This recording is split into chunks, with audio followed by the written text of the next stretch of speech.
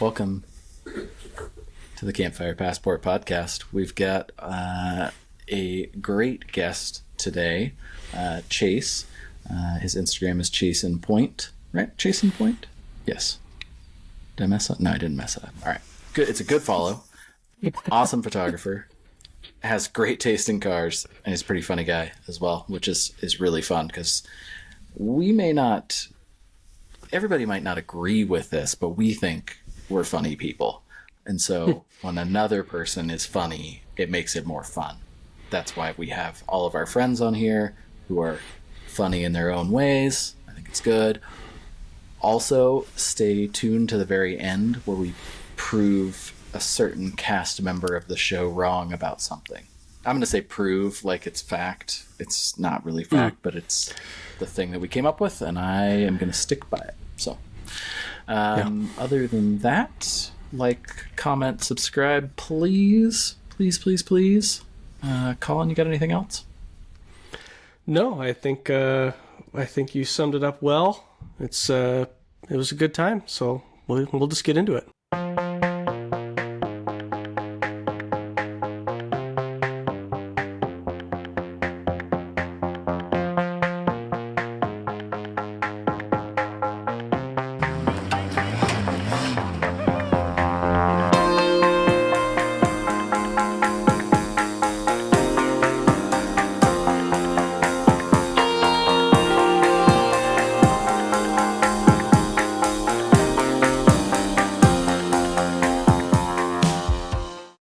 Should we say that one more time? It's just a conversation. It's just a conversation. I have a whitebboard in here. I think I could keep a tally.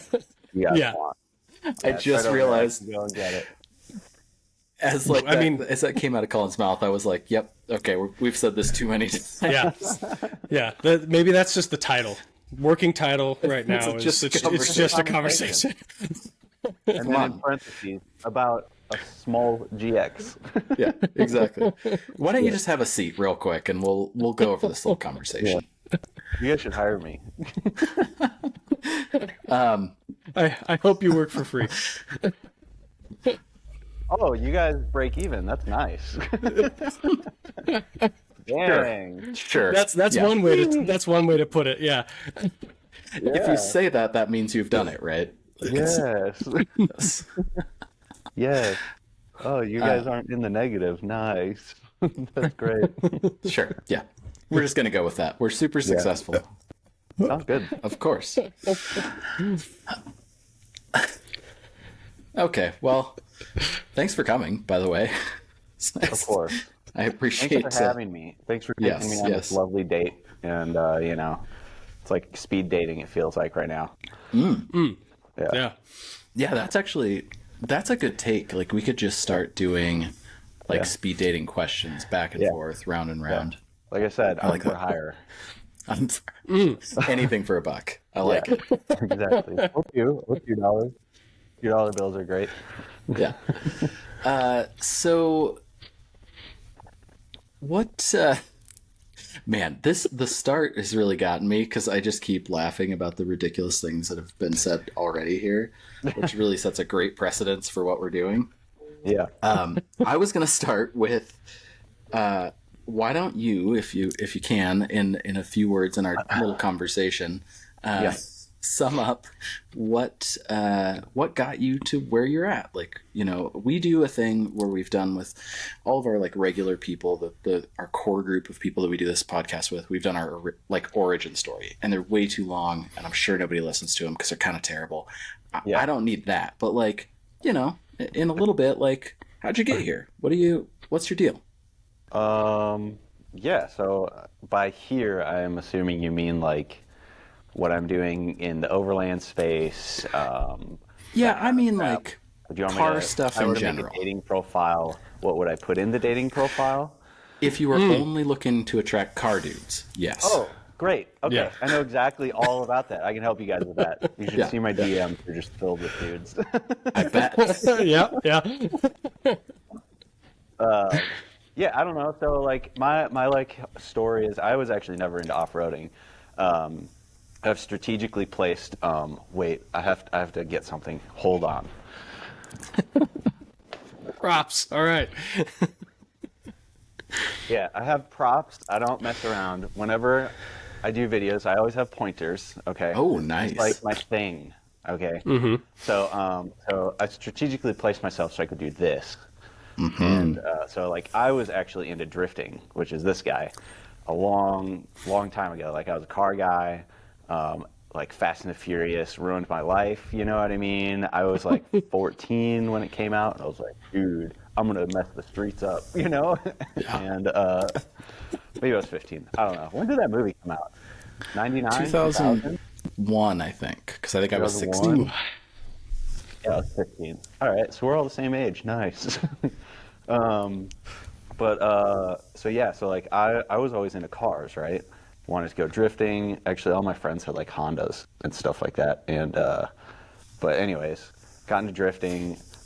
Used to organize events, all of the events in Tucson. I actually like started the coordination of the events here at like Musselman Honda Circuit, and then I moved away to Florida where there's no mountains, and I hated life. And then I came back. It's flat and terrible. It's terrible. I think there's a lot of good things in Florida, but I just didn't like living there. I'm sorry if you live in Florida. You probably have a really nice boat and go fishing all the time. But I'm more of a mountain guy. I'm like rock climbing and stuff like that. So Florida just didn't do it for me. And then I like randomly got into photography. And so I was like into astrophotography deep, right? And astrophotography, you have to like get out there to middle of nowhere. And so like turns out you kind of need an off-road vehicle to get to middle of nowhere, you know what I mean? So I ended up buying like a 2-wheel drive 4Runner because I was like, yeah, I don't want to go hardcore off-roading, and I want something to like tow this thing around. So I was like, 2-wheel drive 4Runner, that seems reasonable, you know? So I could tow it, stay drifting, and then not get sucked into off-roading. And well, I mean, like, seriously, clearly that didn't work out. But I was gonna say, I think the pointer needs to go to the other vehicle at that point. And so I decided 2-wheel drive sucks, and then I want something like that. But I didn't intend to snowball as far as I did. So you did the natural car guy thing. Yeah. Like, it's obvious by your S13 that that's what's happened with that, because I'm sure you didn't buy it with all of these things. It just cascades into a terrible sickness. I'm really good at, like, snowball making, you know? And or snowman making. Just the balls just get larger. All right. Got ball jokes going on already. Usually they happen pretty quick. Yeah. It's easy. Do we lose Yeah, we did. I think there he's back. It's one of those things where, like, if something like that happens, part of that whole process is we can move. Although now it's weird because Colin's on the other side of my screen. He's part of the debate. I want to make sure he feels included. That's true. You know? Yeah, we can't leave Colin out. What's the term? Oh, it's a thruple. We can become a thruple. Oh, I'm more familiar with, like, Eiffel Towers, stuff like that. Okay. All right. Well, I think we can just end right here. That's good. All right. Man, you guys asked for it. Yeah, that was fully asked for. Colin, what was the last thing you heard? You were talking about drifting and coming back from Florida. Yeah. Ugh, Florida. Why do we have to bring that up again? I know. That's that's one of the derogatory term on our channel right now. No. So yeah, we were talking about that, and then Sean was noticing how fantastic my typical car guy progression has been, and that I'm good at making snowballs. This is like a common theme, by the way. Like, one, all of us do it. Two, every person we've talked to on here. You guys like do drift cars or, muscle cars or whatever? So the thing that we, Colin and I both suffer from is a Volkswagen Audi obsession that's kind of lasted for a long time.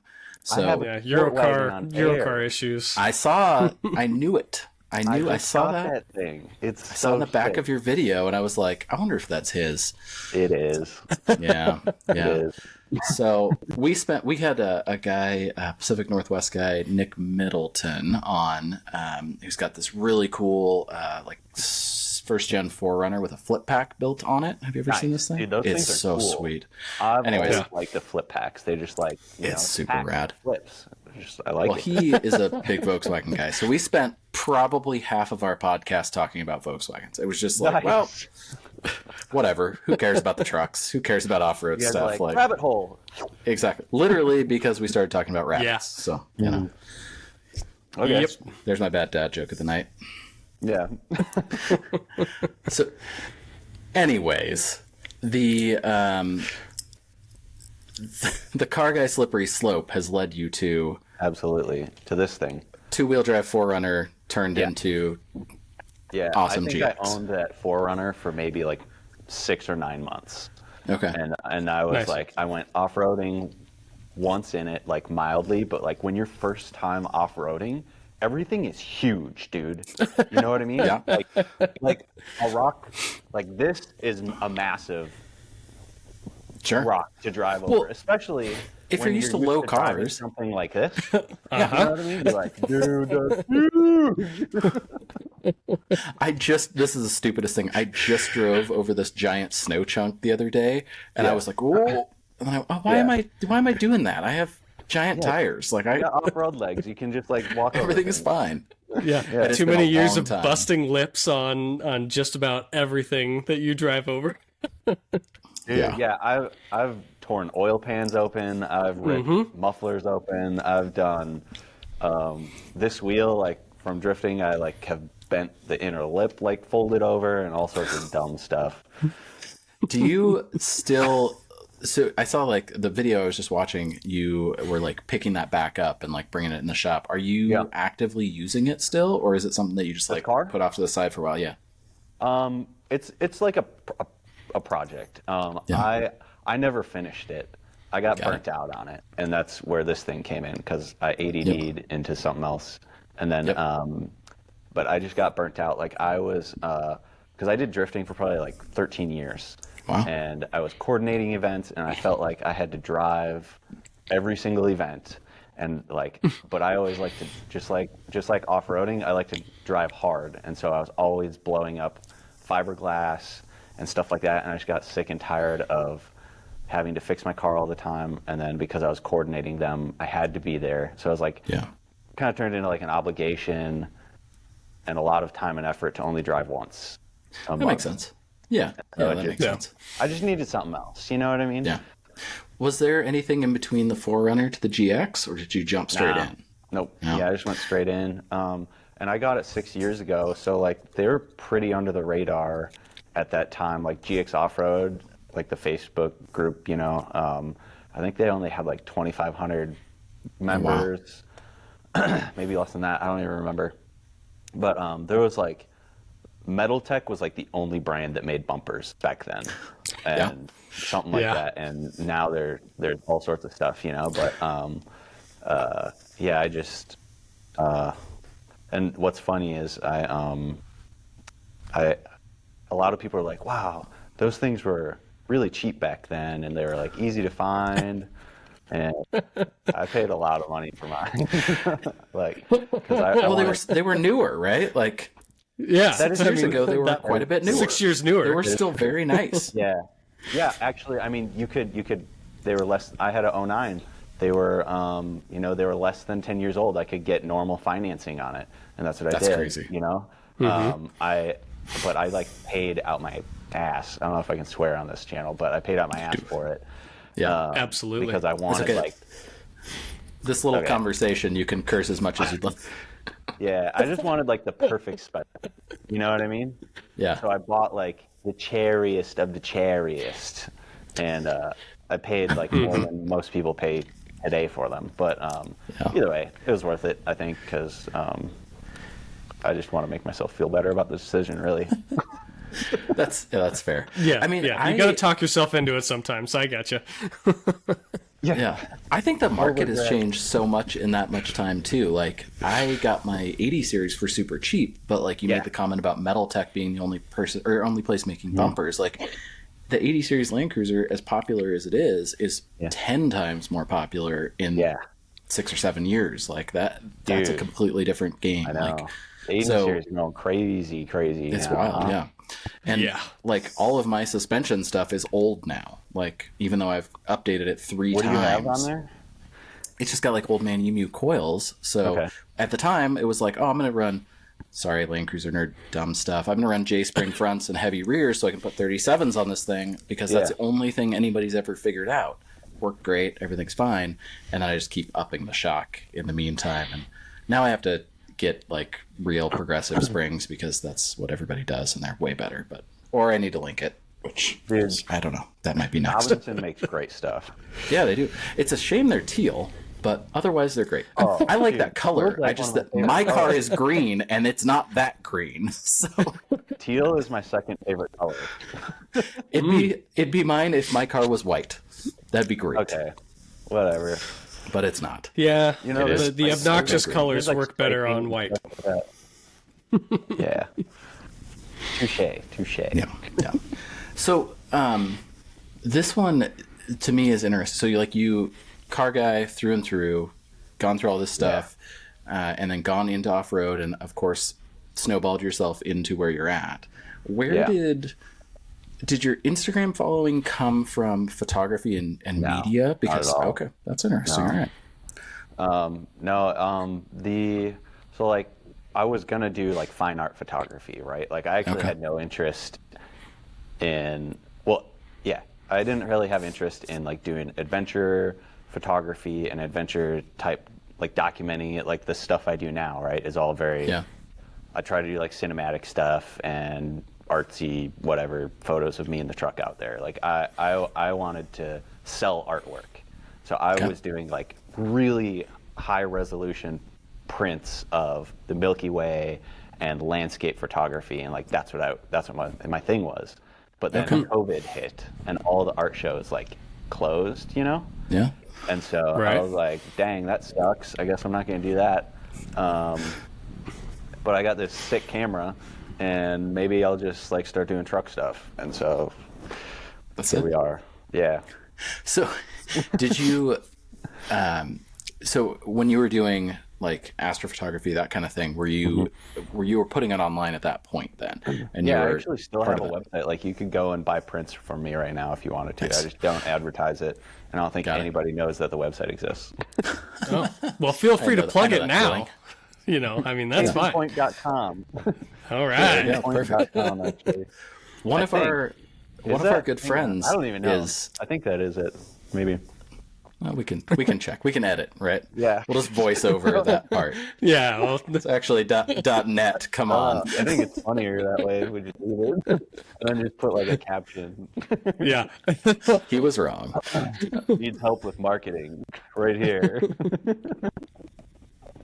I'm trying to look and it's not loading. So, oh wait, not there it goes. loading. There it goes. It's just me. that It's it? just me. Oh, it's beautiful. I like it. I haven't added anything to there in like 2 or 3 years. Astronomical. Oh yeah, this is great. I always it's interesting to me because I was curious because I know so many people that are part of the car world that have gotten into photography or video or both or whatever because of their cars, right? You just like start Yeah. taking pictures of cars. It happens in like the skate Yeah. and BMX scene too, and I always Yep. make these connections because Yeah. if you're in action sports at all, you kind of Yeah. like the car guy is the next level Yeah. sometimes, or just I like guess the I next thing did because it you're older. backward. Yeah. It's an interesting thing. So I kind of wonder if that was the thing, but obviously a little different. Different path. That's nice. Yeah, I was always interested in photography, but I just never like pulled the trigger, you know, because I was always buying tires for that stupid thing, so I couldn't afford a camera. Yeah, I got that. Yeah. It's always like I said, like you said, it's a slippery slope, right? Dude, It's a snowball it is. effect. But it's fun. I'm just trying to have fun, you know, like that. Like at the end of the day, that's all I'm trying to do. Whatever Yeah. makes me happy, that's what I'm doing. I like it. That's a good way to be. As long as And it's then- not illegal. Well, what if it's just a little illegal though? Oh yeah, I mean that's fine, but like Okay. as long as it doesn't hurt somebody else. How about that? That's good. I like Yeah. that. Okay, Yeah. There you- that's yeah, good. it's only illegal if you get caught. So And the evolution of that truck has gone, from obviously it sounds like beautiful stock truck to what it is now, which is Yeah. We awesome. should It's flash a great. photo of like what it used to look like because it was. I have some I photos bet that I could bet it snap looked off. like it was going to the country club at that point. Oh yeah, baby. Yeah. Yeah. Did your adventures, I should say, change as you did that? Did you, run through it, or did you just say, hey, I just still want to take pictures for a while, and then, hey, I've put all this cool stuff on it? Like, how did you get through that? Yeah, I mean, I obviously I started out with a really simple setup, and I think that's what everybody does because they don't really know what like you think you know how you want your truck set up, No but chance. until you go and use it for at least a year, you Yeah. don't really know. You know what I mean? Dude, after 5 years, I don't know. Yeah. There's times where I go, why do I have this here? Yeah, I'm about to rip this thing apart and like change it all over again. But yeah, I just I started out small. I didn't want to do like 37s, right? Like back then, the 37s, nobody had 37s, and 35s were like a really big deal. And so I just, I went 33s, 34s, 35s, 37s. I had the progression. I was like, oh yeah, that works. Let's get a little bigger. Or like, oh, these tires are worn out. You always got to upgrade. You know what I mean? So, Yeah. So you basically did the same thing you did with your drift car yeah, and went through tires, yeah, yeah. but then had to do supporting suspension mods to go along with it. Yeah, I mean, obviously, I work with a lot of the companies now, so this truck, as crazy it is, I couldn't have afforded to build it like this without the help of all Sure. the companies that I work with, But I do work my butt off for all of that stuff, It's not like, here you go. It's just, no, I'm like, it's how it is. You work and you bring them content and help, push their brand and work with them and become partners and stuff like that. And I really like working with people like that. And then it just kind of, you build a relationship and you can, go on from there. And that's just kind of what I ended up doing. Sure. And it was fun for me and I like doing it. So it's just kind of a no-brainer. Yeah, I mean, the side part of that, you got to build that value, and if you're doing that in a way that's repetitive and good, then yeah, it's great. That's awesome, and I think that's amazing. I saw your rig at SEMA this year, Yeah. and I was Dude, like, wow, look at this. This is so cool. I was like, when I had like goosebumps. It didn't like hit me until I got there and then loaded in, and then I was like, what is happening? Why am I here? It's a really cool moment for sure. Yeah. Yeah. That was a highlight of the year for sure. Good. But It's big. Very cool. yeah. The what was I? Oh my god, I lost my train of thought. I was thinking about the SEMA thing, and I was thinking about the like juxtaposition of the brand new GX Yeah. with yours, like right there. So I was out with Lexus last year, not the truck, but they brought me out to help do like social media type Sure. like awareness pretty much for like actually they were going to do something with the new GX last year. Oh. And it didn't end up happening. And so Got it. but we were basically they were trying to like, they targeted key GX people and brought them out. Myself was brought out, and Mike Going Farther. I don't know if you know who he is. He's a great guy. He lived out of his GX for many years. But That's awesome. And it was really cool to see Lexus starting to take notice. You know what I mean? Yeah. And so that's why they brought us out last year to kind of like, hey, let's get these guys out and make some content with them and be like, oh, Lexus is like, they want to get involved, you know what I mean? And then this year, it was so cool of them to actually bring out people like in the industry with the vehicles and like just kind of have hey, look what you can do with this. And the new GX right next to the, all three of those vehicles was like really cool to see. So I'm excited that Lexus is getting super involved with it, and like they're spending a lot of time and money on saying, look, we can off-road these things too, which is cool. Yeah, I mean, that's really cool. They also, obviously I guess it's probably the first time are offering a like off-road specific variant of the off-road vehicle that they're doing. That's super, that's a good sign. It's cool. It's the first time that they're actually pushing and marketing them as off-road vehicles. It's always been a luxury SUV that can off-road, but it's more of like, I would say their old advertisements were more like SUV Crosstrek style advertisement. Like, hey, you can get out of the snow and you can do this and that, but like, no, now they're like taking it over like flex ramps and like doing all sorts of other crazy stuff.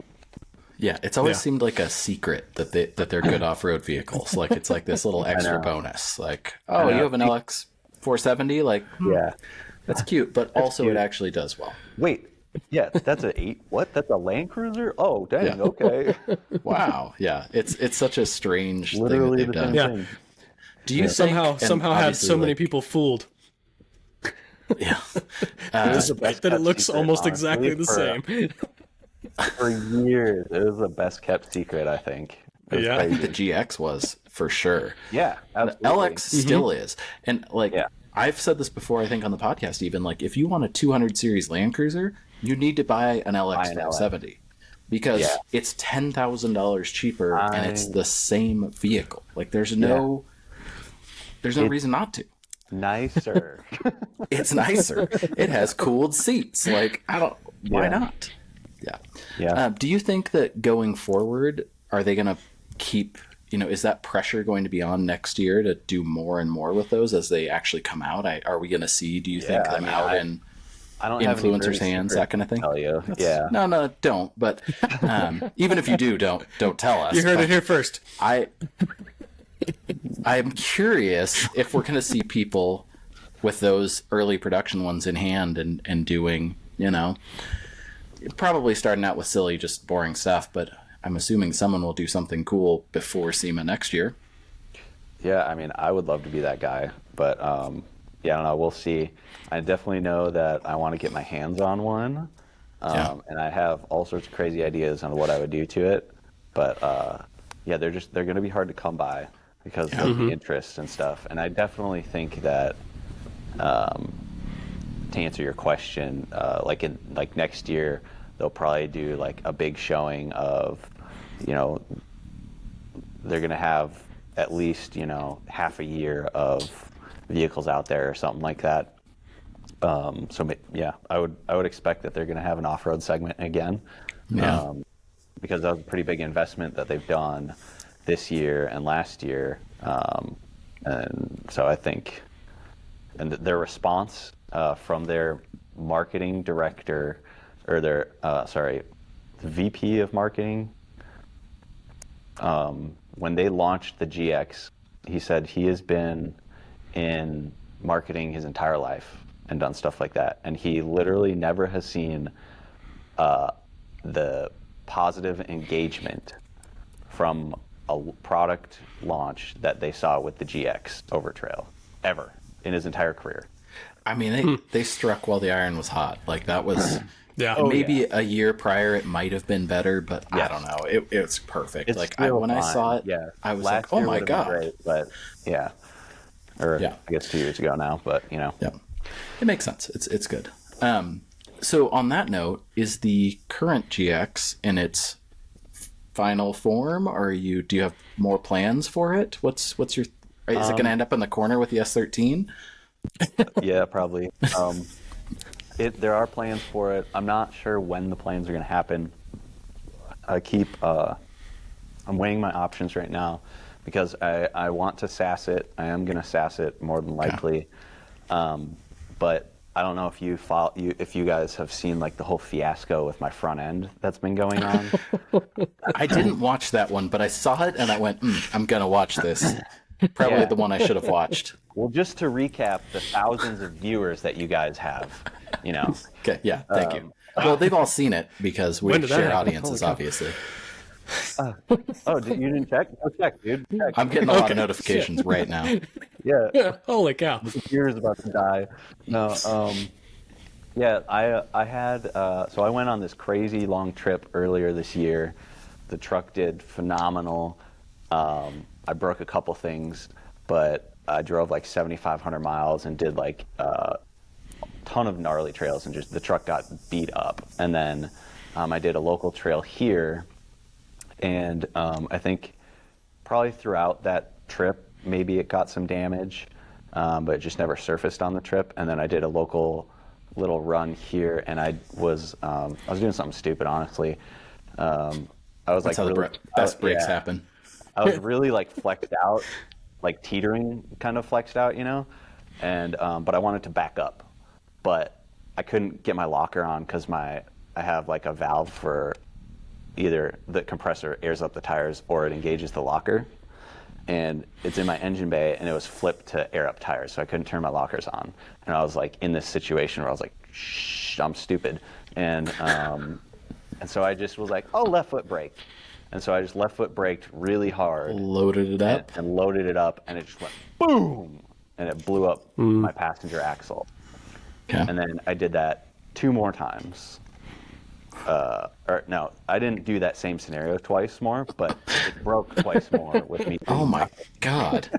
Okay. So I've blown up 3 axles in the last 2 or 3 months, 4 months or whatever it is, and I ended up figuring out what I just ended up figuring out what the problem is, and so I think I'm going to make a product that will prevent that from happening. So Oh, that's cool. I might stay IFS for a little bit just to run that product for a bit and vet it out, I guess, before Nice. before making it public. Yeah. So I have 2 questions here. One, I want to make sure that I address the elephant in the room there. The long trip is the trip with 4-wheel drive 24/7, I'm guessing, right? Yeah. Yep. Which we should definitely talk about because that's awesome, right? That was so sick, man. It was- Before we get to that, though,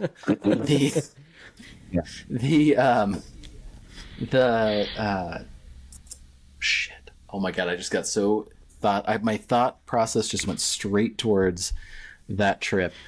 Before we get to that, we talk about every once in a while on here, like anybody that off-roads and talks to their buddies, the difference between doing a straight axle swap, keeping your truck IFS, or just buying an IFS truck versus a straight axle truck. Colin, sorry if I'm giving away your secrets because you always like to keep everything secret, just went from an old Wagoneer with a LS swap, really cool, to a newer Colorado ZR2, right? So he went back. He came from a Range Dude, those Rover are sick. before that, which was weird, but fine. Oh, thanks. So anyways, he's gone through it. What's your opinion there? Like, are you thinking, it sounds like you're thinking about swapping because of strength, right? Like that's kind of the move. Yeah. But you've got a really capable IFS rig. So Yeah, honestly, with the product I'm going to come out, I don't want to use the word bulletproof, but it'll make the front ends like way more stout, and it's going to solve a lot of problems these guys are having with these IFS setups, and everyone's going big tires now, you know. Yep. So everyone wants Yep. 37s. People are starting to go 40s, and RCLT, Marlin Crawler, and all these other long travel companies are making it easier to go 37s and big tires, and people are going to be having this problem. So I think that, yeah, it's very capable, but I think that because I want to go up in tire size, and just for the style of driving that I do, I think it more suits solid axle in the front. But yeah, I mean, you can definitely make IFS very capable, and I don't know. I that's so hard, man, because I've done a lot of crazy stuff with IFS. Yeah. And yeah. live to tell the tale. Yeah. was this like the first times that you have broken axles, and it all just like happened all at once? Like so you never had a busted CV up until this point where it just like went crazy. I had one broken CV, and that was when I first started off-roading, and I replaced a CV with a part store CV axle, like a O'Reilly's or AutoZone one, where they're just made in China. Lifetime warranty. Yeah, but that doesn't help you in the middle of nowhere, dude.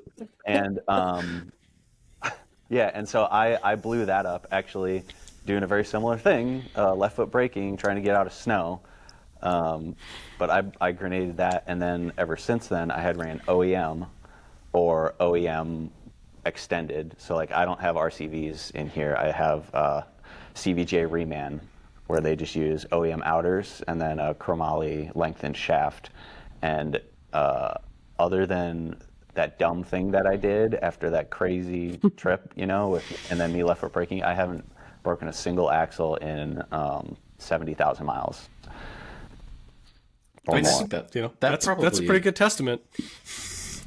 Yeah, it says something at least about driving style, if anything. Like, I am like, my dirty secret about off-roading is that I left foot brake like you wouldn't believe all the time. Now, I have way more power than I used to, so I don't have to as much now. But it used to be like, it was all about holding, a certain amount of load so I could turn in rocks and so I could keep movement going.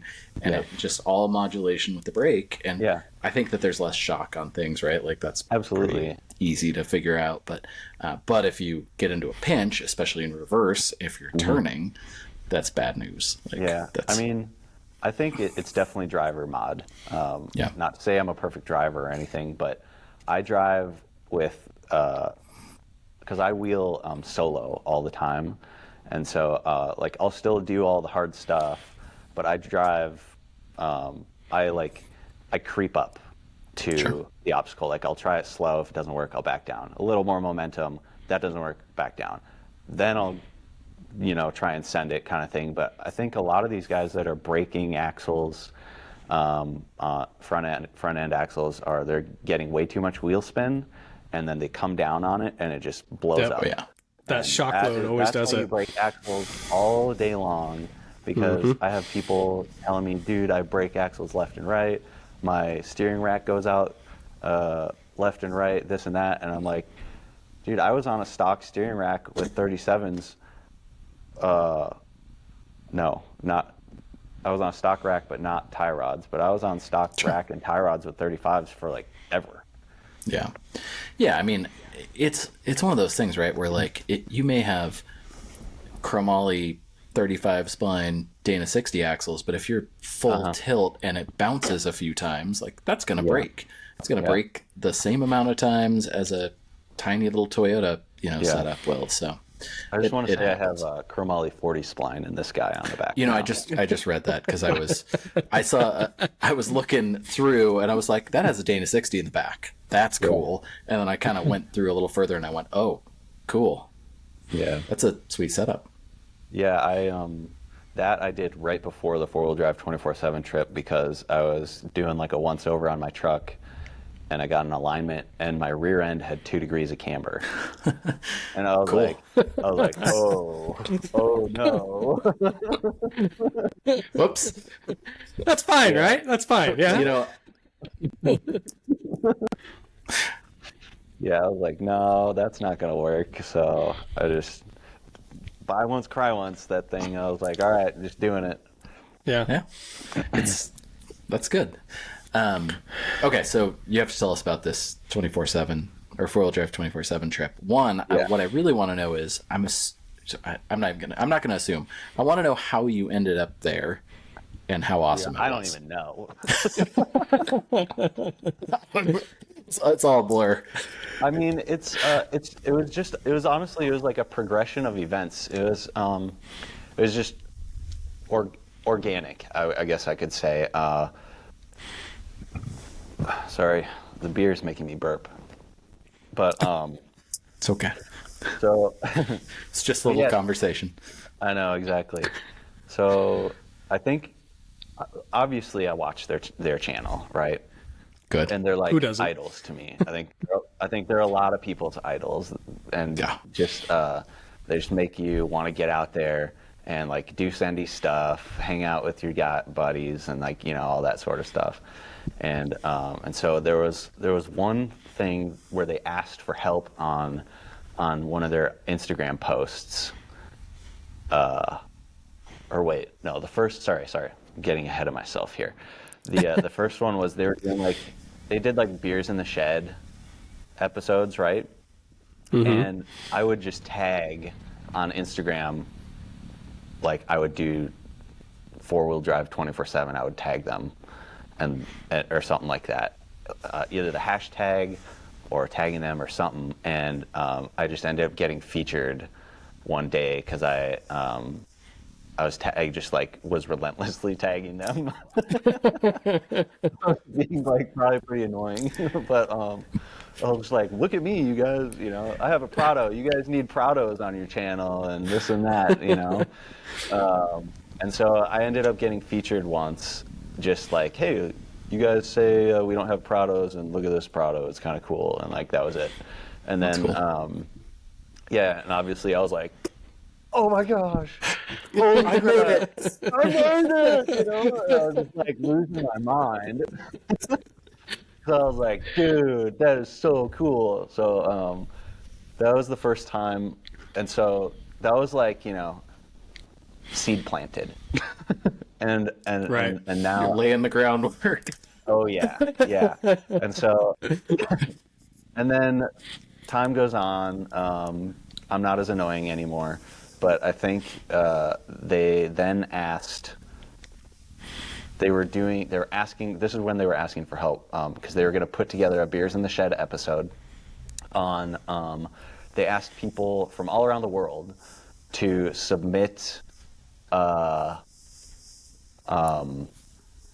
basically like why you think your country has the best wheeling, and then give us video examples of it, kind of thing. And they reached out to me and they asked if I could like send them some stuff on the U.S. because I don't know, I was like one of the only guys from the U.S. that they like knew about or something. I don't know. I don't really know. And so I was like, and the funny thing is like I was out wheeling when they asked me this, and I had actually broke my tie rod, and like the first time I ever bent a tie rod because I just like drove into a rock because I was dumb. As you do, yeah. Service, and I was like, yeah, absolutely, yeah. And got service, and I got this message, and of course I was like, yeah, absolutely, and just like flooring it home to go and like throw together a quick little montage video for them, and then they ended up using that or something like that. I'm like blurring series of events here, but anyways, I ended up getting featured on that, talking about how badass the U.S. was, and like talking about Colorado and Utah and the Rubicon and stuff like that, and then I ended up seeing Sean at Overland Expo West. Oh, cool. Like shortly after that, like 2 years ago, and I was like, hey dude, you probably don't remember me, but I was on the episode. I had the silly Prado, and he did the, oh yeah, I remember you, like probably doesn't kind of thing. And sure, everybody says that, kid. Great. Yeah. And yeah, exactly, right. I mean, the guy meets like millions of people. I'm sure. I have a hard time remembering people sometimes, and yeah, he was super cool and super nice. And I was like, if you ever want to do a U.S. trip, like let me know, and I can help you. And he was like, okay. He's like, DM me, and then I'll get back to you. And I was like, whatever. Okay. That's not gonna happen. Like, sure. And dude, sure as shit, like I DM'd him, months went by, but then I got a random email from their producer or them on their IG saying, hey, we need help putting a trip together. Can you do that for us? And I was just like, yep, I can do that. Yeah. And so yeah. Oh no, I'm sorry, I'm busy. Dude, yeah. I just like turns out. turns out. And Dude, that's crazy. So like that's how it happened. It was just like totally natural and organic, and I think it was just. I think it's one of those like you miss every shot you don't take kind of thing, and just like walking up and talking to them, and then like when they ask for help, like or when they ask for people to submit stuff, like submit it, and participate. Like that's all I did was I just participated in the community, and that's it. And then that's just how it happened. Yeah, that's so cool. So did you end up doing the like? Did you set the trip up? At that point, you did like the U.S. production portion of it. Yeah, I planned the whole trip. That's so cool. So like all the routes, I actually helped film some of it. But I was there for the whole trip, helping guide them. Obviously, you put together a plan over a month or whatever, and it never like lines up perfectly. Of course, you do the best you can, and it was like incredible opportunity, and that's very cool. That was for sure probably like a highlight of my entire life. Like I will never forget that. It was incredible. I bet. Did it? So it obviously lived up to your expectations. Then it sounds like. Yeah. I mean, I like off-roading in general, so like I would do that stuff all by myself. Exactly. And then I get to like show people that have never wheeled in the U.S. all of like my favorite iconic spots, and and that kind of stuff. And dude, they just like their minds were blown the entire time. Like their reactions were genuine. I don't know if you saw like the Colorado episode of them just like being like super giggly and like, oh my god, this is crazy, and like up on Imogene Pass, like all the way up there. Yeah, they were just like, this is like Graham. I think gets emotional sometimes, but because he just expresses his emotions. Like he talks passionately about how he's feeling in that moment, and he's really good with words. And some of the things he was just saying, I was just like, dude, like this is like my backyard. This is crazy, just to see people enjoy it like that, I think was like my favorite part. And I would very cool. love to do more guiding and that kind of stuff, because it was just like, I don't know, it was awesome. Man, well, if nobody said it, thank you for being the U.S. steward for the coolest off-road YouTube channel that there is by a long shot. I have an off-road YouTube channel. Sorry, it's not that cool. I know. It's cool, not that cool. I know. We just did it. Okay, all right. We just did an episode about this, and I think we unanimously pretty much picked them as the best. Like, it just is. Dude, it is the best. It is the best. They do it better than anybody else. Yeah, they really do. Well, that's awesome. Had you done Rubicon before that? No, that was my first time doing Rubicon. I wondered, That's awesome. They were like, we got to the trailhead. They're like, have you done this? I was like, nope. They're like, oh. It's iconic. It'll be fine. Don't worry about it. Yeah. I was like, we'll be fine, you guys.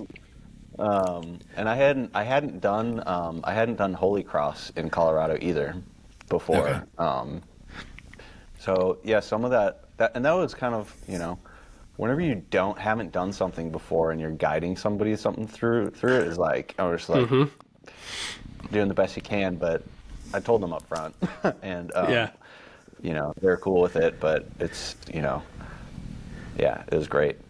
Well, it's not like they're not prepared for things, right? They're they're adequate honestly, drivers, and and honestly, like the tracks that I had done, because they want genuine reactions out of these guys, and if you have someone that's done the track before, they kind of get to see all the lines, and then not that they make it look easy, but the whole figuring it out process isn't there, because I would be leading a lot of the time to like run up and then get the camera shot looking back, you know what I mean? Sure. So the camera car, like a lot of the time, does everything first.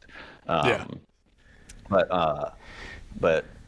yeah, and so it was good to have those genuine reactions, because like I was like, let's figure this out, that kind of stuff. But like Holy Cross and Rubicon, they're all so well documented that it is not hard to like look that stuff up in advance and just like be slightly prepared, you know. Definitely. A lot of the stuff that they're going to do here is like that. And if it's not, then it's a local trail, and like I either know about it or somebody else that's taking them knows about it. So sweet, man. Well, if they ever want to come back and go to the Pacific Northwest, we know a couple places. Yeah. All right. You got to shoot your shot, right? I have. What's that? I said you got to shoot your shot, right? Always shoot your shot. Just in the right direction. I actually haven't done anything in the PNW yet. It's good for the most part, just like anywhere, right? There's mixed things. This time of year, it can be amazing because we have access to snow wheeling at like epic proportions all the time. Yeah. Now is the time when I want to go up there. There's a foot of snow here right now, so it's like bury myself in 2 or 3 feet of snow. Yeah. But you know, it is expansive, like it is, you know, in like Montana, Wyoming, all those places too. So like to get to some places is a haul. Like it's not like you're just like boop, boop, boop, popping through, but it's amazing. Like I wouldn't trade it. It's beautiful and perfect. Yeah. So I mean, you've obviously wheeled up there, but you've done other stuff in Utah and Colorado and stuff like that. Yeah, so Colin's done some Moab stuff. I've never been to Moab. Oh, really? But I have been to Northern California, like the Rubicon, Fordyce stuff. And that's it, I think, now that I think about it. So have you done Fordyce? I have, yeah. I want to do that so bad. It's a lot. Hard. I haven't done, okay, let me asterisk this for anybody who wants to fact check it. I have not done all of Fordyce because it is insane. Yeah. I've done about a third of it. And it's awesome. I just remember I was like looking it up, and that was a trail that if we finished Rubicon early, like we would just hop up and kind of check out because so close at that time. The water crossing was really high, and I was like, we got to get you guys in like a deep ass water crossing, you know what I mean? And so we were talking about that, but then we were like, this is the very beginning of the trip, and that would be the hardest trail by far that we would do on this trip. It gets very gnarly, very quick. It's like it's a lot. Yeah, and they had all the stuff we went through was pretty hard, and like there was a couple modest vehicles on there, you know, like everyone was like most. Or half the crew was on 35s. It was just me and Dylan that were on 37s and 38s. But, you know, there was a Tacoma on 35s, and that thing did, you know, it was scraping a lot of stuff, but it did pretty good. Yeah. But I think that thing would have really struggled on Fordyce. Yeah, I can imagine. I mean, that's kind of what they were really leaning into in the video, at least, was saying like, hey, we wanted to do the American trails, but in a vehicle that is like suited for Aussie, because that's most of the vehicles out there only have 35s at the most. So that was kind of what they were aiming for, which makes sense. I get that concept, and I like that concept because it kind of conveys a difference in what goes on there and what goes on here. Well, they wanted, in their words, they wanted to take Australian builds and do American trails and see how compare it. Yeah, that's what they wanted to do, and that's what they did. And you know, everything's for sure bigger over here, and so they were like, wow, you know. But yeah, I mean, it's got to be just different, right? Like it is bigger for sure, but also like it's different. There's just different stuff. There's no when they were in Moab, because Moab's a unique place, period, for any part of the country. You know, Sand Hollow might come close, but in Moab, you know, the rock is so sticky. You can do really dumb things, and you can get yourself into some like pretty scary situations with some of the, you're up on these cliff edges, and if you like go sideways, you can die, man. And and like they weren't used to that. They weren't used to that. Yeah. Most of the like the gnarly stuff is like when you watch the channel, like all these really hard, crazy things going up. Not all of them, but you know, for the most part, they're like up on a hill and there's trees surrounding them, and Sure. and so they're just like the head game is completely different here. Like Yeah. the risk is way more, and so that just plays into the wheeling aspect a lot more that they weren't used to. That was one thing that they were saying. Yeah, that that makes makes sense. They can't see everything around them. They see the track, and that's kind of it. They know that there's, you know, a hill or a cliff edge or whatever, but it's kind of out of sight, out of mind. Whereas in places like Moab, it's just giant open, so you can't help but see what could be. Yeah. Yeah, that's scary. I know I've had some scary moments on Moab. My first experience in Moab, I did solo, like by myself. Same. I did the sorry, not the first time, but the first time I did like anything like reasonably hard, like the trifecta, I did completely solo. I had like a passenger that was like helping film, but like that's it. So we did that solo. We did, what else did we do solo? I don't remember, but yeah, and like I forgot how like that track is pretty hard, you know. Definitely. But yeah, it's different out there. It's a lot of fun. It's wild. Well, that's super cool that you got to go through all that. I appreciate you not only stewarding them through that trip, which is amazing, but also just telling us about that story. That's rad. Yeah. Tell us about Two Track Nation. Tell us about your this business shop scenario. Let me shout you out. Here. Yeah. Oh, wow. What's that? I said, let me shout out your thing here. Yeah. So Two Track Nation is it's my company. Hunter is my business partner. He has and best friend. He has the camo GMC Denali with the alu cabin on it. So there's a theme So here. we're like, Okay. matchy for sure. Matchy. Yeah. Yeah. But we kind of do we do a lot of things. We have our own products that we're pushing. We have high-end diesel heaters is kind of like the main thing that we are selling right now, or trying to sell. This year is kind of like the first time that we're actually getting it out there. I've been like developing it and making sure it works right and that kind of stuff for like the past couple years, and just honing in on the design, you know.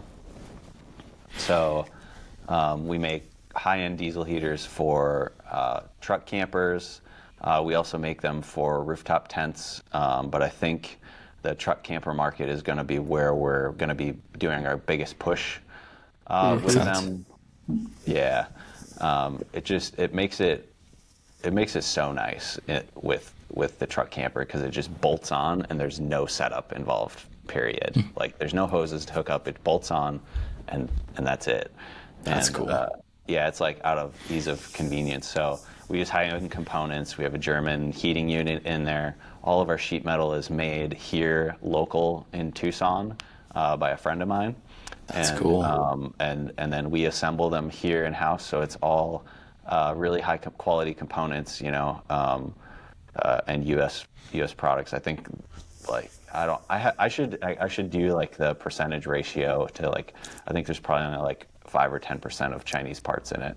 Yeah, that's great. And they're just like non-important parts, you know? Yeah. Well, and then to say, hey, this like the heating unit is a German-made unit, like that's cool too. So Yeah. it doesn't have to be 100% U.S. made. It can be assembled with good parts. Yeah. So I mean, it's definitely a certain clientele that's going to want something like that. I think there's a lot of different options on the market.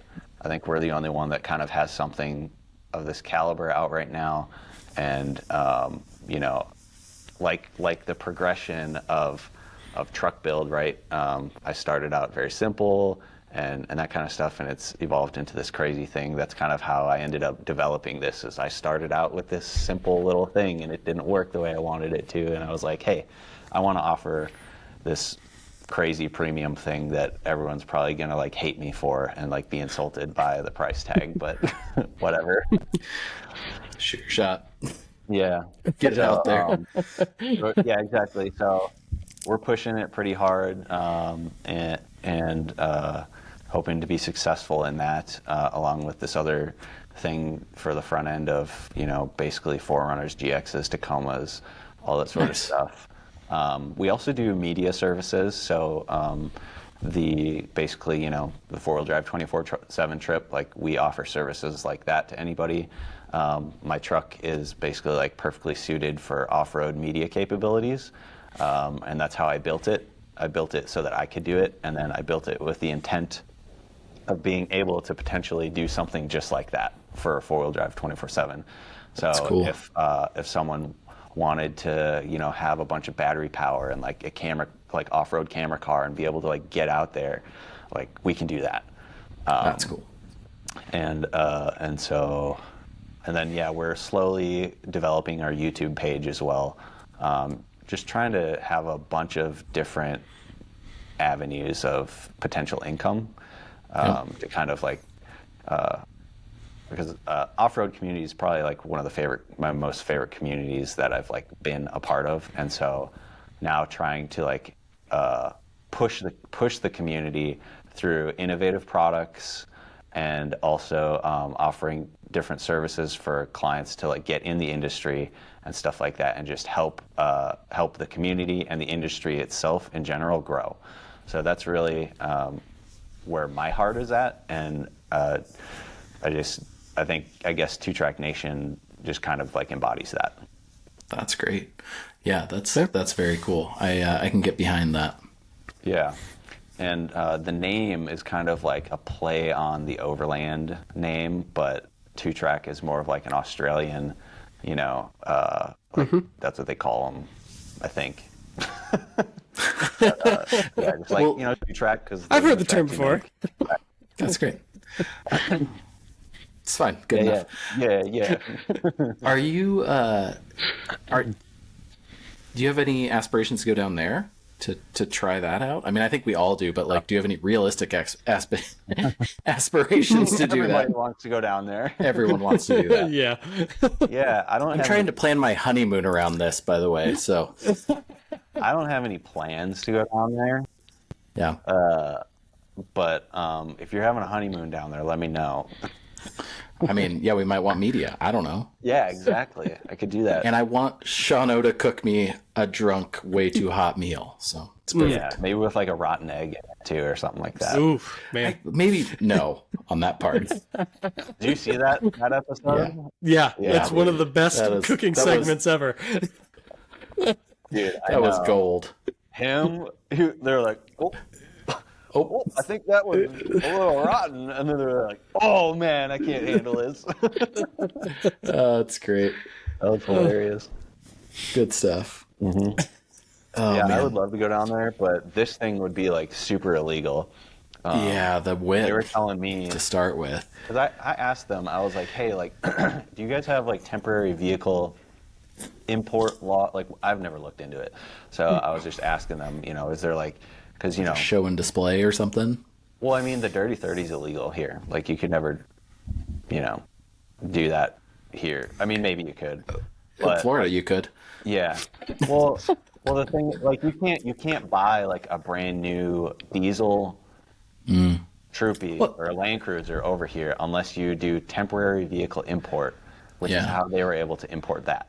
Okay. Well, isn't Right. that old enough to go under 25 year? Like, it's a 60 series, so like, Yeah, that's why I said maybe that one you could. Yeah, But like yeah. the new Land Cruisers, Oh, right? yeah, that'd be like, tough. You can't do that because you have to go through emissions and it would never pass, and all that sort of stuff. So it either has to be historical vehicle, which that like my drift car is now, or you do a temporary import, which is what they did, so they didn't have to register it over here, and you're allowed 1 year.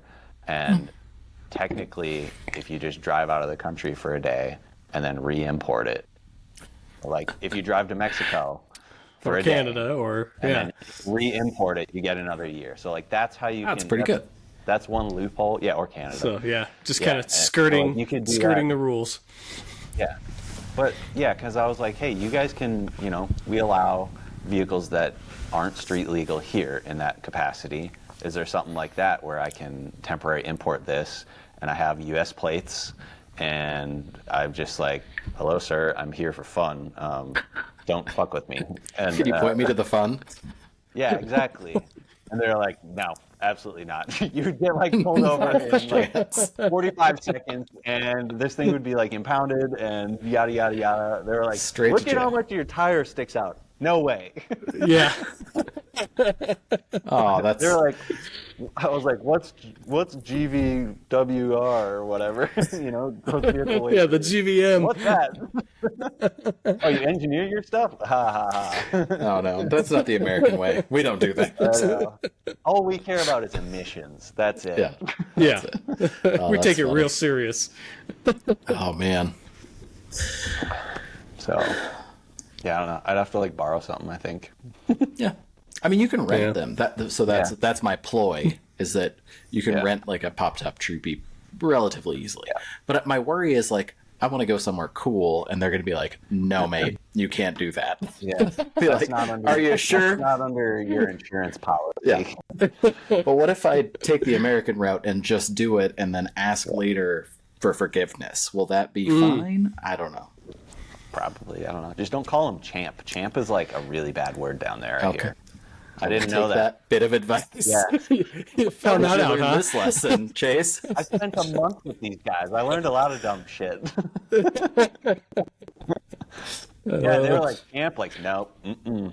Like, if you say, what's up, champ, that's basically like saying, fuck you, let's fight. Okay. Depending on the Australian, I don't think I ever want to say that. Yeah.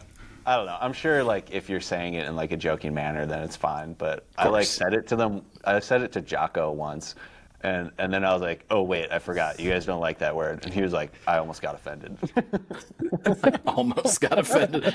Is it this close? This Yeah. close to being offended. Yeah. This coming from the that's people that, say cunt all the time. Yeah. I know, right? Which I love. But It's just, same thing. Yeah. They actually had a really hard time understanding me. Oh, Like I didn't realize it at first. I thought they just thought I was or something, because I would like talk to them, and then sometimes they would like Sean would just stare at me, and Just not blank really stare. respond. And I was like, am I saying something dumb, or like what is happening? Or like I would ask him something on the radio, and finally he was like, "Gotta be honest, mate. I don't know what you're saying half the time." that crazy You're talking way too American fast. accent. And this Yeah. and that, and so okay, I gotta talk to you like you're a child. Hi, my name. No. That's great. Yeah, but I'm like, dude, I can't understand what the hell you're saying either. So Exactly. So, yeah, there we go. Same boat. I gotta watch your show with the volume 10 times higher than everything else so I can sit here and figure it out. yeah, Oh, that's funny. Colin, I didn't have, that was like, that's it. That's all I got. I just really wanted to hear about 4-wheel drive 24/7. That was pretty much it. Oh, well, yeah. I'm sorry Well, to bring you indeed- here and then just talk about that. God. I mean, for me, Just I mean, kidding. he kind of answered my one kind of funny question in regards to the show in telling us that he was like camera crew, because I thought it was kind of funny. It on the Rubicon portion of the video, they kind of like alluded to the fact that you were there, but didn't like want to show you, it seemed like. But it's like, no, it makes sense now because you were just out ahead and like coming back to film and then like getting out ahead again. So it's like, yeah, you're not going to film yourself doing this shit when you've got to deal with all this other crap behind you. So I get that. So that, you answered my question there. Yeah, I was not a part of like. It was not. The intent was not for me to be a part of that episode. So Sure. I was just Right. like trying to duck out of the way, or whatever it is. I think their producer rode with me a lot, so some of the shots like of the in-car like you'll see my hood, and everyone's like, "What's going on here? What's with this Prado's like camo thing?" And that's why it was like kind of weird. But yeah, I think there's how it is. Yeah, I think there was a shot of the back of your rig that I was like, wait a minute, I've seen that thing before. What is that doing there? Is that like? Yeah. And then it made sense that it kind of went along, and obviously by the second episode, I was like, oh yeah, okay, I get it. Yeah. So the Colorado episode, they're like, yep, you're going to be in it as like a main character, and like as like the guide of the show or whatever, right? And and that kind of stuff. And then they still have Moab stuff coming out. I don't know when it's coming out, but I probably won't be in those as much. Yeah. I was more a support role on those. That's cool. Cool, man. What a cool thing to get to do. That's super super cool. They're really like they're awesome people. Really? You know, yeah, they're just like trying to have a good time. That's it. That's awesome. Just like they appear. As we should. Yeah, I mean, obviously there's some differences off camera, and you know, whenever you're on camera, you trying to hype stuff up and make it turn it up a little bit. They've got their character. And so, but you know, they're not that different than they are on camera, other than that kind of stuff. Cool. Yeah, man, what a cool thing to get to be a part of. What is your opinion on IFS versus solid axle? This is a good one. So the argument has come up. The hot topic of the day. I think that both have their place. If we're talking about off road, right? Like there is a reason that most of your trophy truck type vehicles are IFS or full on independent suspension. Not full drive either. Yep, exactly.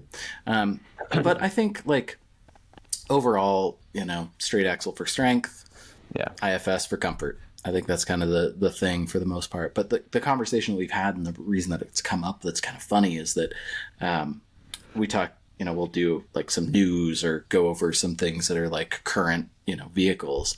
And I am like, I wanted to be an automotive journalist my entire life. So like, I am really into that part of it. Right. Okay. And so one of the things, one of the things that I found out at some point that there's no money in it. So it's a great dream that doesn't do you any good. But anyways, a lot of things like that. Yeah, exactly.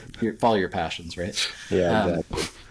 But one of the things that I bring up all the time is like, hey, if I'm building my rig, I'm running a solid axle. Like that's what's happening. Yeah. But if I'm buying a brand new half-ton truck, I'm not looking for a solid axle. I'm looking for, it's not an option, right? But like in the ideal scenario, it's independent suspension because it's got better road manners, it's got a better turning radius, blah, blah, blah, blah, blah. And that's the like funny internal argument because one of the guys that's on the show all the time is like, the best riding, Mike's going to hate me saying this, the best riding vehicle I've ever been in is a 22 F350 or something like that. I'm like, no, it's not. It might have been the best riding F350 you've ever been in. The thing's like missing 2,000 pounds in the bed and it runs like crap. Exactly. Thank you. Mike, so that's always that was the part he left out. Right. Remember, he left that out that it was road great because it was towing. So the conversation always inevitably goes to like, if you're looking at a brand new heavy duty truck, right, like a GMC, Dodge, and a Ford, I would buy the Ford. I think the Ford's the truck. I like it. I like the interior. I like the way it looks. I like the powertrain, all that stuff. You'd buy the Ford over the GMC. I would. But I wouldn't say that I wouldn't say that the GMC doesn't ride better, and I wouldn't say that like that AEV one on 40s is not really cool. But like, it's all personal preference, right? But if you came into it and you're like, hey, I want the best riding of the 1-ton trucks, which one are you going to get? I don't know. Honestly, I don't really know that much about 1-ton trucks, to be honest. Good, because you shouldn't. But you'd probably buy the IFS one. Oh, for a road man. Yeah, I mean, if I had no intent of going off-roading, and I, wanted something that drove nice on the road, for sure it'd be IFS. Thank you. All right, well, we can just wrap this up right now. That is exactly what I needed. Sorry, Colin, you missed that, but I didn't miss it. I just, for some reason, I wasn't there didn't? for you guys, but I heard every minute of that. Dang. There's All right, good. there's less unsprung mass. There's less unsprung mass, so your shocks and your springs are going to work way better. They can articulate independently. They they have less sway. They ride better. When you corner, you can have. It's easier to put like what is the freaking word I'm looking for? Ackerman. There's just all sorts of different front end geometry that allow you to do way different things with the car, and it just helps with mannerisms. I mean, yeah. Thank you. This is what I'm saying, but I get it. I understand that Model Ts are cool too, but hell yeah, they are. One of those things. Everything has its place. Like I understand that my obsession with wanting a silly 60s style chopper that is not safe and doesn't have a front brake is not the ideal motorcycle. Like that's fine. Yeah, but that thing is like completely it's the coolest. Exactly. Yeah. It's that's the move. And it's loud as shit, and I have to have AirPods, but it's blown as hell. Exactly. But you love it because that's the way it is. Yeah. On that note, I did have, I don't know if Sean had any, but I had a couple of like rig based questions, and Send them. Let's hear it. I don't necessarily. Everyone asks that. It's got pink underglow. Okay. It's RGB and it's stuck on pink, right? It is. So the first avenue I wanted to go down was which you sort of alluded to, but I'd love to hear how many times you heard 37s won't fit when you were putting 37s on it. A lot. Yeah, I mean there had been a couple people that had done it, but I don't know if this is true, but I want to say I'm the first person to do it without doing a body lift. Okay. And I don't know if that's true or not, but most people do body lifts. It helps tremendously, and you don't have to tub the rear end, all that kind of stuff, right? So I did drift car things to that truck. Like that's how I knew how to tub it and stuff, because I'd done drift cars. But a lot of people told me that, and even when I cut it, they were rubbing like crazy. And when I went on my like first little trip, I was with some people, and they were watching the initial struggles of fitting the big tires. I was like I was cutting parts of my bumper off on the trail, and like that kind of stuff. And they were like, "Are you gonna keep it like that?" I was like, "Yeah, of course, of course I am. I'm just gonna cut stuff off." But yeah. Yeah. Okay. So in keeping in that, I don't know if they're a partner. So I understand if you have to be gentle about this. Oh, okay. I'm honest. Okay, good. There's a, I don't know what the word is that I'm looking for, but there is a general displeasure with your tire choice, being the Toyos. Really? I very rarely hear people say that they like them. That's usually everyone hates them. Really? So I was curious. Why do they hate them? Honestly, that's literally the first time I've heard that. Wow. Okay. So maybe it's a Pacific Northwest thing then, because everyone out here. I've never heard that. I think it's a snow thing. I think it's snow on the road thing. It's like they're too stiff and they're too loud. Okay. Maybe they sell different Toyo tires up there because like, for one, these are the quietest mud trains I've ever driven. Okay. And they're also a softer compound than previous mud trains. I haven't driven every single mud train or anything like that, but I do know a few tricks that Toyo does to make them quiet and make them balance. Like the way that they make the carcasses, most manufacturers end up overlapping steel belt, and so you get a bump basically, and it's harder to balance and stuff. Where theirs is basically like this, so you don't have that problem with balancing, and it also contributes to like road noise probably. I'm not a Toyota engineer or anything, but I'm pretty sure everything I said is true. But that's really interesting. I'm not going to fact check you here. Yeah, you could fact check me. These are just things that I've picked up while I'm on these Toyo events and stuff. I've ran Yokohamas, I've ran the Falcon Wild Peaks, the Yokohama Geolanders chunked like crazy. They were a harder compound for me. They were louder to me.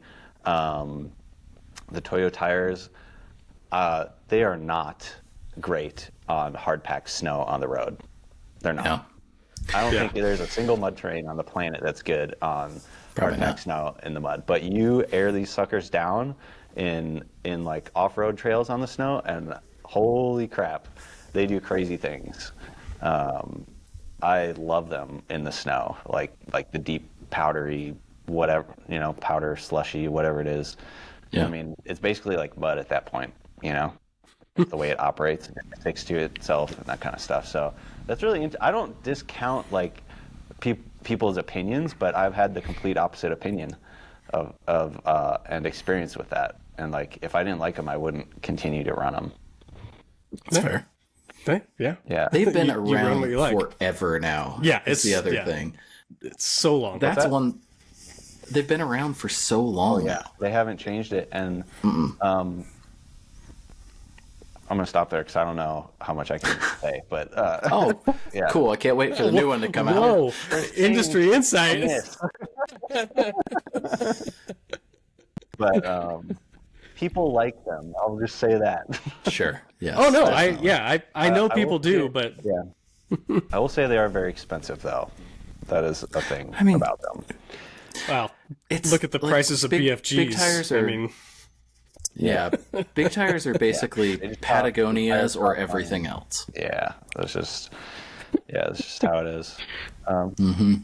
Can you tell me like what they prefer over the Toyo, or like when they say they're stiffer and that kind of stuff? Like, what are these people comparing it to? Because I'm genuinely curious now. They're comparing it mostly to just about anything else. It's pretty much like people up here want to get rid of. Yeah, I don't know what it is. I mean, I know personally. It's like Sean hates the look of Patagonias.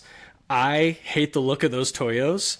And so for me, I've never even thought about getting them. It. Yeah. Well, so clearly you're wrong. Okay. I'm just kidding. Right. I'm just kidding. You bought a ZR2, okay?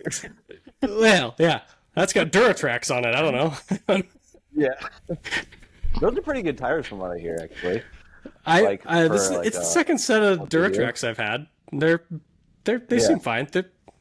I wouldn't have chose it. It's just that's what they had on it. So you would have chosen them over Toyos, though. Ooh, probably. But I've also gone down that rabbit hole of I tend to lean aggressive all terrain rather than going a full mud terrain.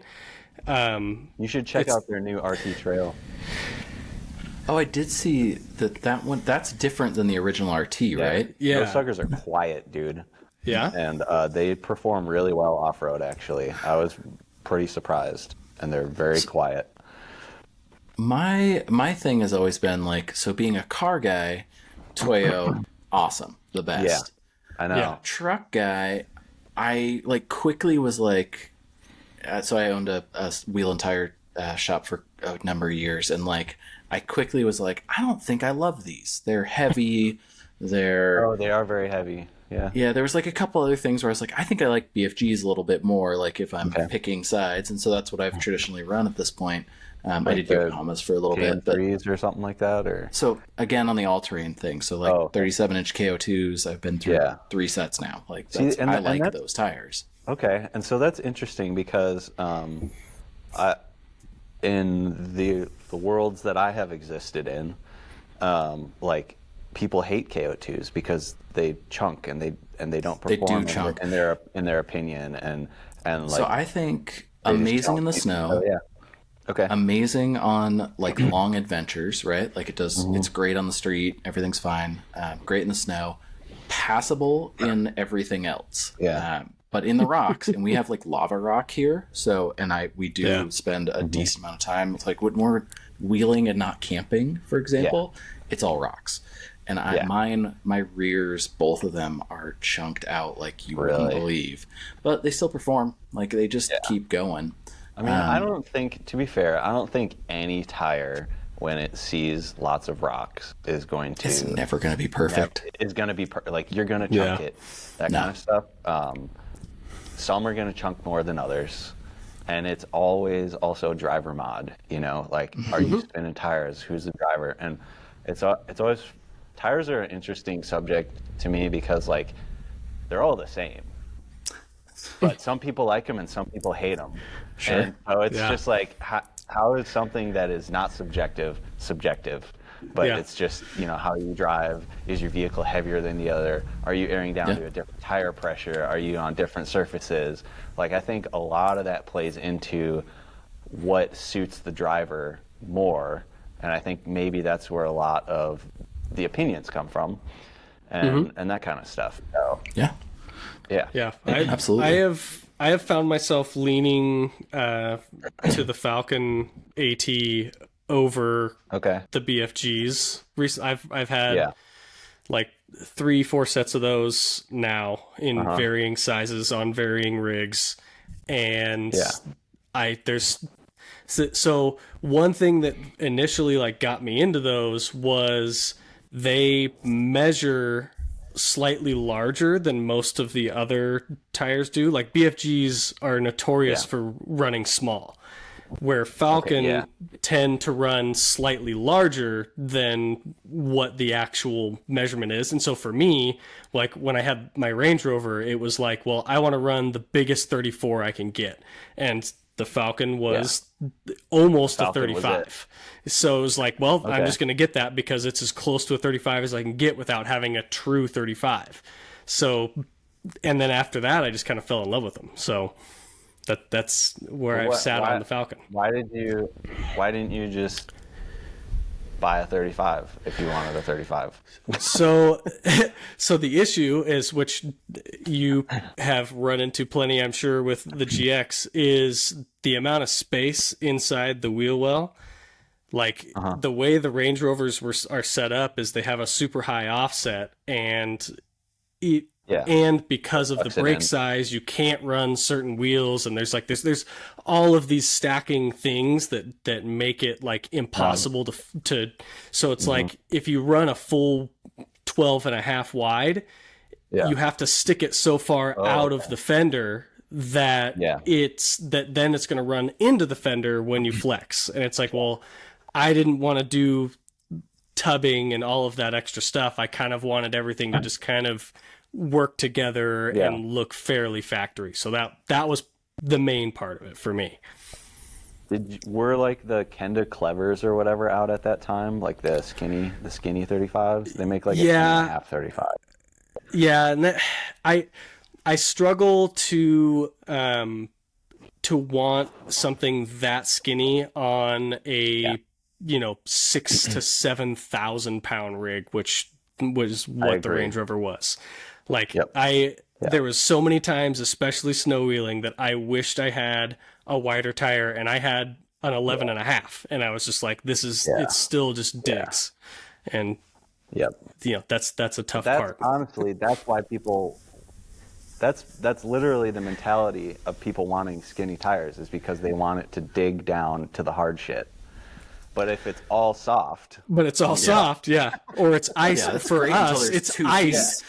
it's ice underneath I- the I- foot of snow. So Yeah, I tend to gravitate more to wider than skinny myself Yeah, personally. but agreed.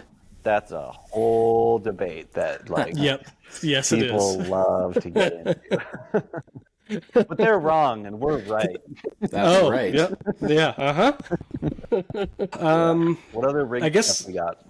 The only other thing that I like took note of because I it just like came across a feed or something as I was looking through. I saw a picture, or it was like a video shot, just like in passing or something like that, of your setup in the back of the GX. And the first thing Okay, I thought was, can you see out of your back window? Absolutely not. But it's not. But it's not because of that. It's because I have a massive tire and Max Tracks back there. Oh, okay, yeah. That makes Yeah. sense. The shelves, like the if that shelves wasn't look there, like they're so sure. high. No, like it's actually I can see over the shelves, and then I have a shelf that hangs down from the top, the Kaon one, and the Aiden James Okay. custom drawers are the bottom. So I actually have a window that I can see through, and it's like perfect height, honestly, that I can Just enough, see right through. yeah. There's a stupid freaking tire and Max Track and Yep. shovel right there that doesn't even matter. Yeah. So yeah. So yes, but no, and no, but yes. Yes, but no. Yeah, all right. All right. Yeah. Yeah, there's a lot of stuff back there. All the things. I like rock landing. That's my term I associate. That's my pronoun. I'm into that. I like not dorky overland only, but I also like to go camping. So like, Yeah. I like an in between. Yeah. I want to do the Rubicon Trail, and then I want to camp on my induction stove. Yep, that's perfect. Cook with my I think induction that's stove. That's what I want to do. Yeah, we are very much in the same mind path Yeah. when it comes to that. We all like our group is we wheeled before we got into the car camping stuff. So Yeah. it's like wheeling want- comes first, Yeah. and then the rest. Yeah. I associate with that as well. I like the hard wheeling, but I like to be comfortable. So good. I'm into it. Cool. Well, I think that we did an hour and a half, which is awesome. yeah, I'm Yeah, impressed. solid. I know. Yeah, yeah, it was a solid first date, I think. Maybe we could see each other again sometime. Well, I was gonna say we can maybe move this to an in-person at Yeah. some point in time. I like that, yeah. We could all have a beer and do-si-do and stuff like that. So we're going to be on the Rubicon in the end of June. So, if you want to join, you can lead Yeah, us. if you want to just show up, I you know. I know all the lines. I know all the lines. That's right.